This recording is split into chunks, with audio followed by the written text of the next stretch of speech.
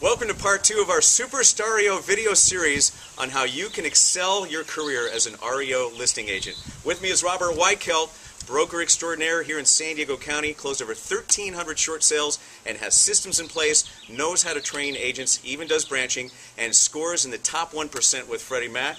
Part 2 of our video series, we talked about why the REO business is not going away in series number 1. Right now, what are the big myths about REO that you'd like to dispel? You know what I'm hearing a lot from the short sale folks, if you will, is that REO is over and if you're not in, you're not getting in. Well, I disagree with that. I've interviewed asset managers all over the country, whether it be at Rio Mac or at 5-Star or just a one-on-one telephone conversation. I ask them, is REO over? They're sure hoping it's not, because you know what? They're currently an REO asset manager, and if they don't have the inventory, that means they're out of a job. So I truly think that they're giving me the right answers. Do I want all these REOs to come? No, but it kind of is what it is. So it's not over by any stretch. So the myth would be, is REO over? And I say no. Absolutely not. What about the top 3 to 5 mistakes you see being made by the typical REO agent at any level of experience? Well, you know what? I see a lot of the new agents signing up for these registries. Oh, I signed up with a couple of registries, 2, 3, 4, 10, however many, and they just sit there and they don't do any follow-up.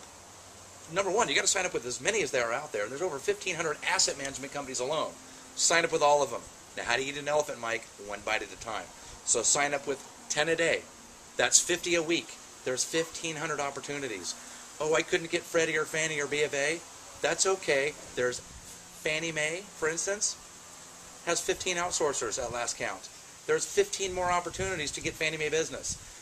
The biggest myth I see, the biggest thing I see these new agents doing, they're only signing up with a few, and they're being impatient. They need to sign up with many and follow up, refresh your profile with these banks. The biggest thing I see doing also is they're going to these retreats, Rio Mac, 5-Star, and expecting to see asset managers buy them a bunch of drinks and expect to get business. Well, you know what? You're building relationships as long as you're careful, but that's not how you do it. You go to these conferences to meet other superstar agents. What are they doing? Systems are doing in place. And the biggest thing, number 3, but definitely not the least, they're not getting the proper training. They need to get trained and certified in this industry, both REO and short sale. Those are the 3 things I see agents making mistakes on. In short sale, a lot of moving parts, very dynamic, fluid. Is it also true in REO that it's very dynamic and fluid as an REO agent to see what the banks are up to on a weekly basis? Well, you know what? There's a lot of moving parts in real estate in general. You add a distressed component to it, in this case of the REO.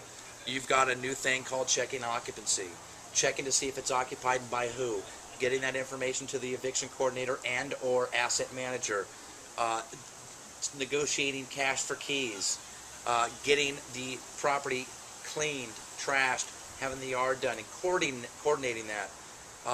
So there's lots of moving parts, Mike, absolutely. And not counting the tasks.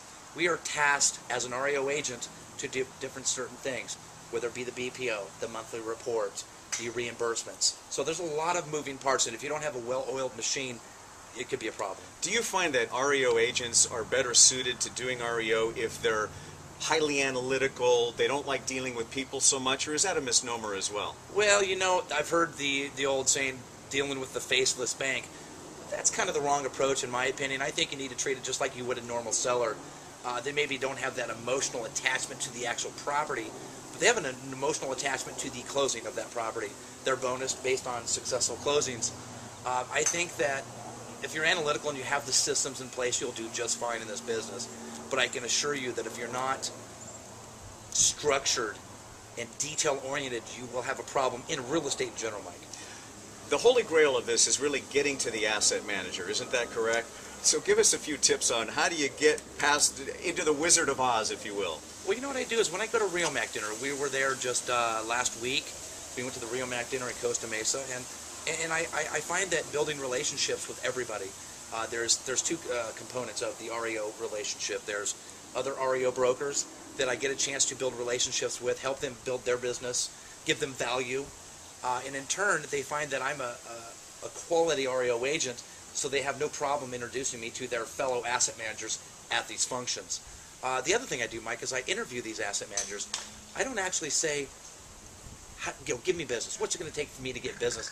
I actually asked him, what are you looking for in a successful relationship with an REO agent? So that's what I'm doing. I think a lot of misconception is that this is an automated robotic system, but it's really people still running the show. It's about the connections you make. At the end of the day, Mike, it's relationships. Sure, it's a very systematic industry, which I personally like, because I'm a very systematic guy. My whole philosophy is building systems to deal with these moving parts. But at the end of the day, I really love getting out there. I go to just about every conference I can. I'm a people person, and I'm still building and nurturing those relationships, because at the end of the day, this is a people business. If you could wave your magic wand, the Robert Weichelt magic wand, how would you revolutionize REO? Well, you know what? They've done a pretty good job. I think if I could do one thing, I would put the companies, all the asset companies, on one generic BPO form, like the 1003 in the mortgage business. That would be a magic wand, big time. All right, so in part 3, we're going to cover how to revolutionize your REO business. Part 1 was a beginning session. Part 2, kind of the why behind the market, what's going on with REO, how you can get more successful at REO, and in part 3 coming up, how to revolutionize and accelerate your REO business. Next.